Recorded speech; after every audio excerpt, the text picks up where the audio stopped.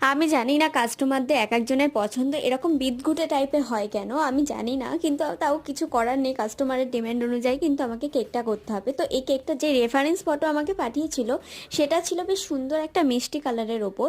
আর কিন্তু কাস্টমার আমাকে আমার এই পিঙ্ক কালারের ওপর একটু ইয়েলো শেড দিয়ে হোয়াইট শেড দিয়ে করতে বলেছিল, তো আমি তার মতোই করার চেষ্টা করেছি।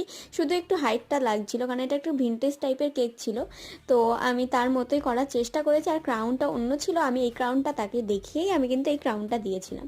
তো তোমরা দেখে জানিও এই কেকটা তোমাদের কেমন লাগলো। আমার কাছে এই কেকটা অতটাও ভালো লাগেনি, তো তোমরা কিন্তু আমাকে জানিও এই কেকটা তোমাদের কেমন লাগছে। তো ভিন্ন আমি কারোর পছন্দকে আমি ছোট করছি না, কিন্তু আমার কাছে নিজেকে এই কেকটা করে নিজের কাছে স্যাটিসফাইড হতে পারলাম না, এই জন্য আমার খুবই দুঃখ হচ্ছে। তো যাই হোক, তো কাস্টমারের তো খুব পছন্দ হয়েছিল এই কেকটা। আর ইনসাইড বাটারস্কচ ফ্লেভার ছিল, তো কাস্টমার খুব ভালো লেগেছে। তো তোমরাও দেখে জানিও এই কেকটা তোমাদের কেমন লাগলো। দেখা হবে নেক্সট ভিডিওতে, বাই।